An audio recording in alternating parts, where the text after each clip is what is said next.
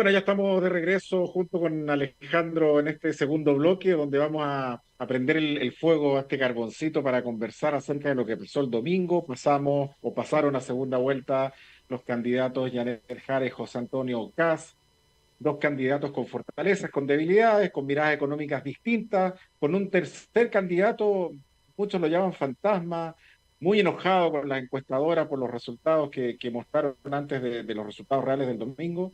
Algunos piensan que todos, que se tienen que pelear los votos de Parisi. Cuando uno empieza a sumar, se da cuenta que los votos de Kass, más los de Matei, más los de Johannes Kaiser, al final alcanzarían con bastante holgura ganar la presidencia de Chile y dejar fuera a Jara. ¿Cómo ves el escenario político, pero desde la mirada económica, Alejandro? Desde la mirada económica, vamos a ver cuál es la diferencia, pero demos algunas directrices. Eh, lo, lo que puede hacer un gobierno en materia económica, fíjense que va a estar relacionado con las políticas fiscales. Si yo hoy día quiero hacer que la economía crezca, yo tengo dos formas de manejar, digamos, la economía. Va a ser siempre a través del paraguas de las políticas económicas. Las políticas económicas las vamos a dividir en dos. Están las políticas monetarias, que las ve el Banco Central de Chile, que es autónomo, es completamente autónomo con respecto al gobierno, y lo que busca es que la inflación en nuestro país esté dentro de rangos acotados. Entonces, para eso, ¿qué va a usar? Va a usar las herramientas de la política fiscal, que son la tasa de interés principalmente, y las intervenciones que podría hacer al tipo de cambio que en nuestro país flota libremente. Entonces, claro, aquí es cuando por eso siempre nos estamos hablando que la TPM, a cuánto está, que los intereses, etcétera, porque es la tasa rectora. Por ejemplo, si la tasa política monetaria baja, quiere decir que los intereses que vamos a pagar nosotros por nuestro consumo, las tarjetas de crédito, línea de crédito, créditos de consumo, etcétera, van a ser cada vez menores, entonces por eso lo manejamos desde ese punto de vista. Mm. Por otro lado, desde el punto de vista de gobierno, vamos a tener la política fiscal. Y la política fiscal, fíjense que es responsabilidad del ministro de Hacienda, actualmente el ministro Grau. ¿Y qué es lo que hace la política fiscal? La política fiscal tiene que generar crecimiento porque ese crecimiento genera empleo. Fíjense que, ¿y cuáles son las herramientas que tiene? Yo voy a tener dos herramientas para poder manejar la economía, que son los impuestos y el gasto fiscal. Por ejemplo, si yo bajo los impuestos de algo, lo más probable es que aumente el consumo de eso. Y de hecho también lo puedo hacer al revés y lo hemos visto. Por ejemplo, cuando se ponen algún tipo de impuestos al tabaco, uno de los objetivos del impuesto al tabaco era que la población fumara cada vez menos. Claro, si yo le pongo impuestos, sube el precio, se sube el precio, la gente compra menos. ¿Se dan cuenta cómo los impuestos eventualmente ayudan digamos, a gestionar el crecimiento? Si yo bajo impuestos, eventualmente puedo hacer que los precios bajen y la gente consuma más, y si consume más, eventualmente va a generar mayor crecimiento, mayor empleo. Y por otro lado tenemos el gasto fiscal, que también, si yo me gasto dinero, por ejemplo, lo que hizo Andrés Velasco es en Bachelet 1, que es entregarle el dinero en base a bonos a las personas van a ir a gastar este dinero en consumo, y ese consumo, eventualmente, si a los emprendedores la gente le está comprando, tienen más incentivo para seguir produciendo, si siguen produciendo, y viene el círculo virtuoso. Entonces, desde ese punto de vista, podemos evaluar a los dos candidatos en base a estas herramientas. ¿Qué es lo que dice con respecto al gasto fiscal? Vamos a ir por el ala más dura. Dentro de lo que estábamos mencionando, decíamos que Chile hoy día está pagando 4.400 millones de dólares solamente en interés. Y eso es una cifra increíblemente grande, nos debiera dar vergüenza. Hoy día la deuda del PIB es un 45% del PIB y para ello tenemos que bajar eventualmente esta deuda. ¿Y cómo lo podemos hacer? Fíjense que el Consejo Fiscal Autónomo, que es un organismo completamente autónomo de la política, dijo que se tiene que recortar el presupuesto nacional en 4.000 millones de dólares. Fíjense que, y ahí es donde viene, ICAS propuso que él dijo que iba a lograr, digamos, bajar 6.000 millones de dólares en los primeros 18 meses. Elemento que ha generado controversia, de hecho en la primera vuelta con el equipo de Billy Matei decía que eso era imposible. No obstante, ojo con esto, Matei decía, pero vamos a bajar nosotros 2.000 millones de dólares por año. Eso implicaba 8 millones de dólares en los 4 periodos versus Cast que decía 6.000 millones de dólares en 18 meses. Entonces, desde ese punto de vista uno puede decir ya, ok, estamos todos alineados con respecto a bajar el gasto, excepto, digamos, por el lado contrario, quien pasó a segunda vuelta, Janet Jara, que Janet Jara no menciona en su programa eventualmente bajar el gasto, Y por el contrario, lo que han dicho muchas veces sus partidarios es decir que no se puede bajar el gasto porque eso implicaría eliminar derechos sociales. Y por otro lado, claro, se está hablando de la eficiencia del gasto y aquí es cuando entra Parisi en particular. Si nosotros miramos que los votantes, Janet Jara y también José Antonio Kast, tienen que ir a buscar a los votantes de Parisi, hay que preguntarse qué es lo que proponía Parisi a este respecto. Y a este respecto, Parisi lo que decía, ojo, en ninguna parte dice que había que disminuir el gasto ni nada, pero sí hablaba mucho de que el gasto tiene que ser eficiente. ¿Qué implica esto? Que claro, hoy día, para que nosotros nos hagamos una idea, el 67% de lo que se recauda en los municipios se va a gasto de personal. Eso quiere decir que a mí me va quedando un 37% eventualmente de porcentaje que a mí me queda para gastarlo en bienes sociales. Entonces, esto se tiene que dar vuelta. O sea, de cada peso que yo recibo como Estado, yo tendría que gastar por lo menos el 50% de eso en derechos sociales, en educación, salud, lista de espera y no en personal. Entonces, ahí es cuando nos metemos con el tema de la eficiencia del gasto. Y en el caso de Kast, indirectamente habla de la eficiencia del gasto porque la única forma de bajar esos 6.000 millones de dólares.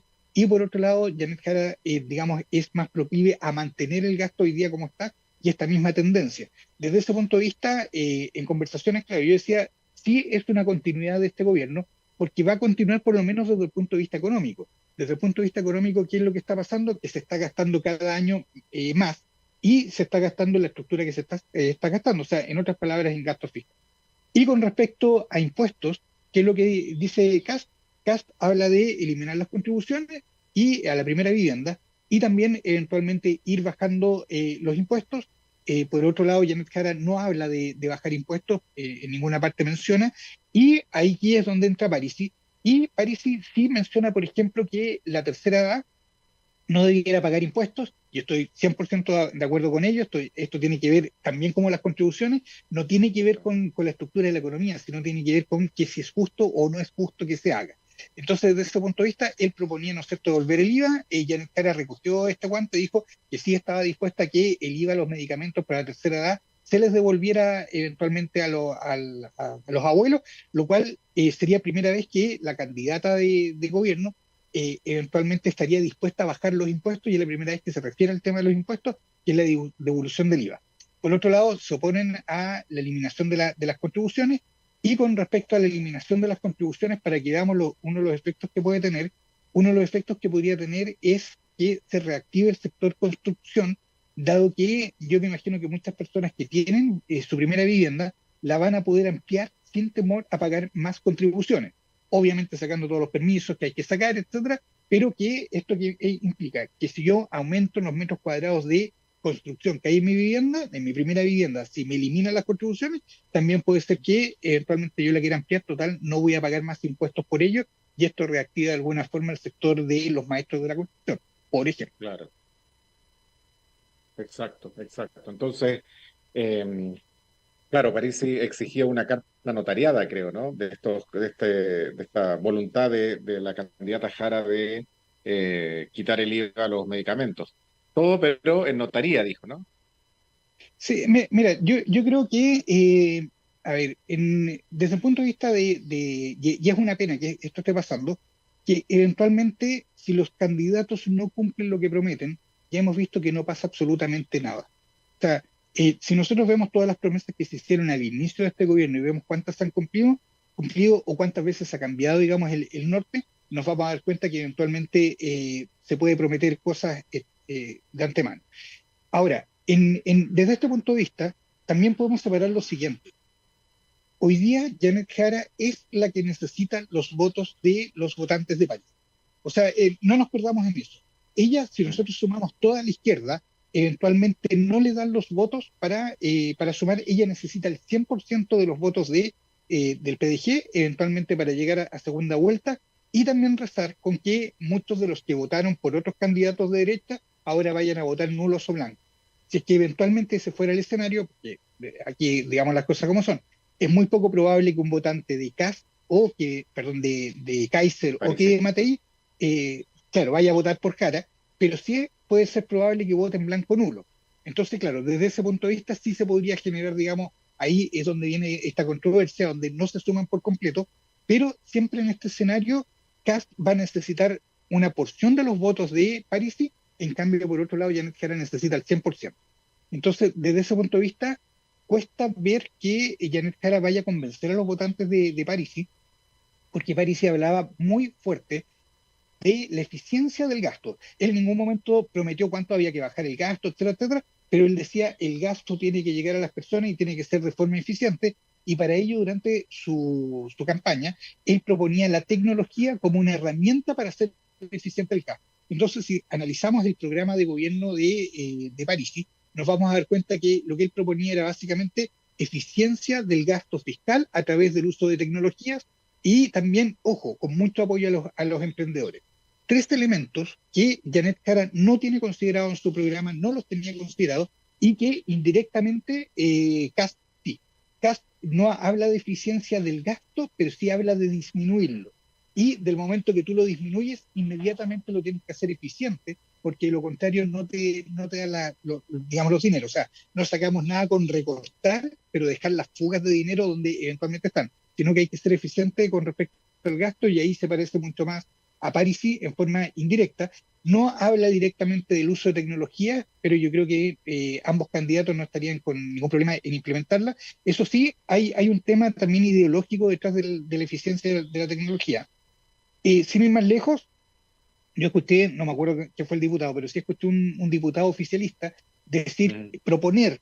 poner un impuesto a la tecnología para que no reemplace a los humanos.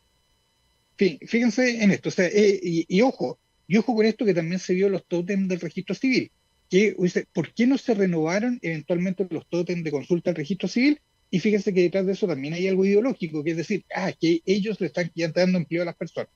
Entonces, desde ese punto de vista, también vale la pena preguntarse si es que van a estar dispuestos en el caso de Janet Jara, va a estar dispuesta su sector eventualmente digamos, a poner esta tecnología como eficiencia del gasto, que era lo que proponía París en particular. Claro. Claro, yo veo que las medidas de París están más alineadas o pueden encantar más a la gente de derecha, más allá de que él se considera que está en el centro. Me parece que las medidas que él propone están más y pueden enamorar más a la gente de derecha o al candidato de derecha, en este caso José Antonio Kast. Y por otra parte, en el caso de la candidata Janet Jara, esto de a toda costa querer subir el sueldo mínimo, entendiendo que eso va a afectar directamente al empleo y que va a dañar directamente a la pequeña y mediana empresa de los emprendedores, en la medida que si yo tengo 3 empleados y me suben a 750.000 pesos, voy a tener que votar a uno. Sí, Entonces ahí hay miradas distintas.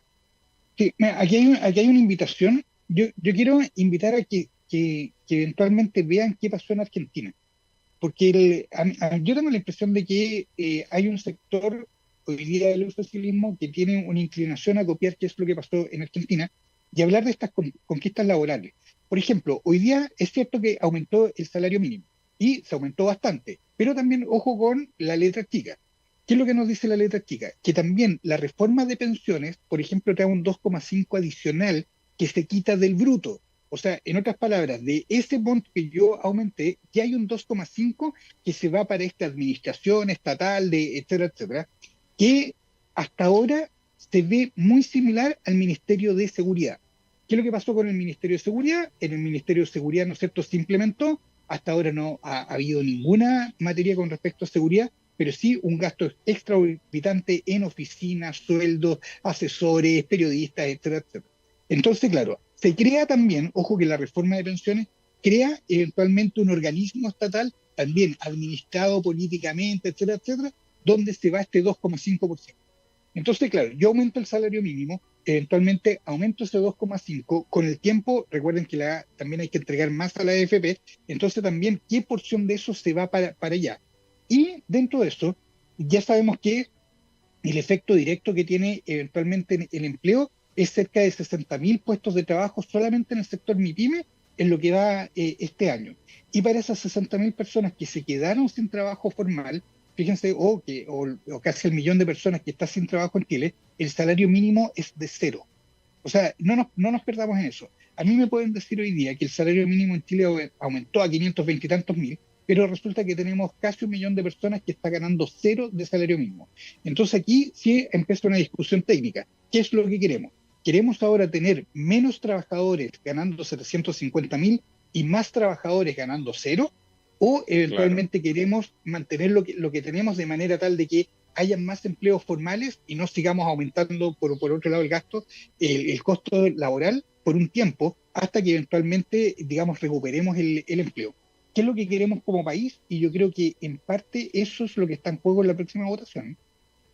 Sí, sí, yo creo que en parte mucho tiene que decir el mercado, ¿no? En la medida que si yo no regulo los salarios y estoy teniendo como país crecimiento económico y eso hace que yo pueda tener mejor gente y eso significa que hay mayor oferta de puestos de trabajo, también se va a generar de que yo voy a estar dispuesto a pagar más por las personas.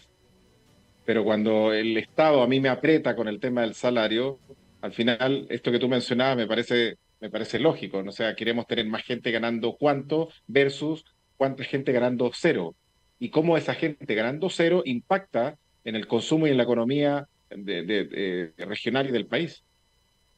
Exacto, y ahí, mira, es que ahí se genera un modelo que por eso decía que hay que estudiar muy bien qué es lo que pasó en Argentina, porque en Argentina generaron este modelo que yo lo encuentro increíblemente malvado. ¿En qué sentido? Yo puedo decir, ok, subamos el salario mínimo, me voy a poner de un lado, subamos el salario mínimo a 750. Resulta que ahora yo ya sé que mucha gente va a quedar desempleada. No importa, yo como Estado le vamos a dar un bono y los vamos a mantener. Y para eso, al que gana 750 lo voy a exprimir con impuestos. O sea, en otras palabras, ahora esa persona que gana 750 va a tener que pagar mucho más de su sueldo, eventualmente en impuestos, para que yo se lo pase a las personas que están sin trabajo. Este es el modelo que eventualmente nos tenemos que preguntar si es el que queremos para nuestro país. O Engañoso. eventualmente, exacto, porque al final, claro, pero ahí lo que si tú haces con eso, fíjate que el administrador de esto, el burócrata que está administrando Mm, esto, eventualmente tiene razón de existir y de cobrar su sueldo.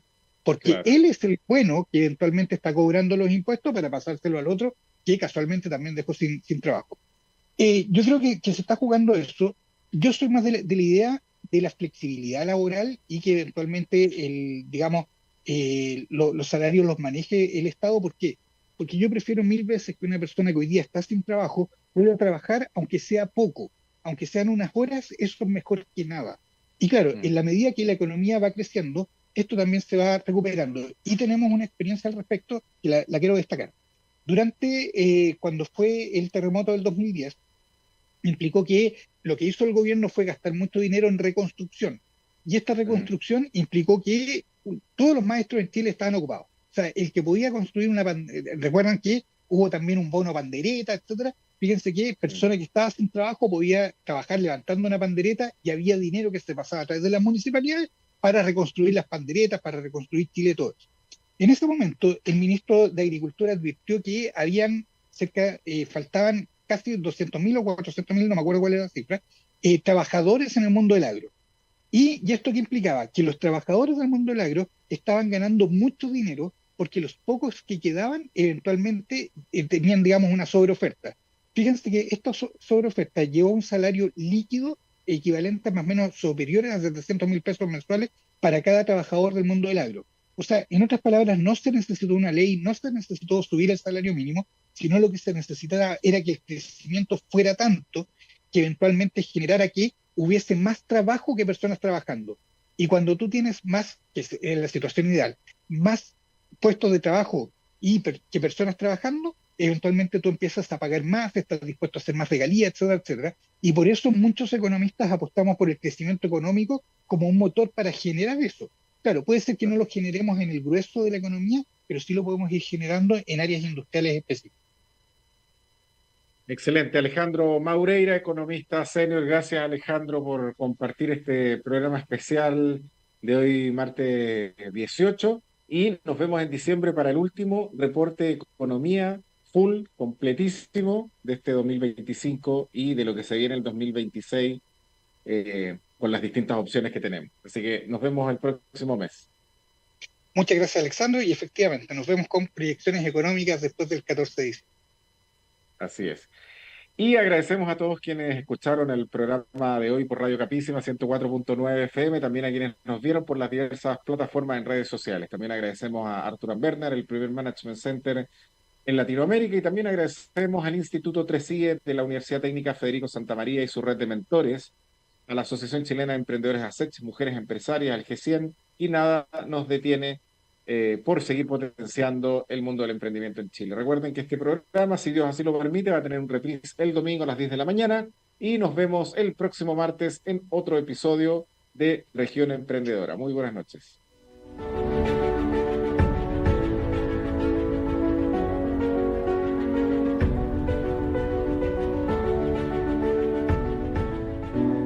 Siempre he soñado con que Arica sea una ciudad próspera, una ciudad pujante que brinde oportunidades para todos, para ese emprendedor o emprendedora que sueña con transformar su idea en realidad, para ese pequeño o mediano empresario que espera que esa realidad se transforme en una gran empresa, con una ciudad que se desarrolle y crezca en el comercio, servicios, turismo e industrias, pero también una ciudad que desarrolla innovaciones, que modifica las reglas del juego y que reinventa la forma de hacer las cosas, una región empoderada que genera riqueza y crecimiento económico con personas que sientan pasión, entusiasmo y ese espíritu que necesitamos para darnos cuenta que ese camino está en nuestras manos.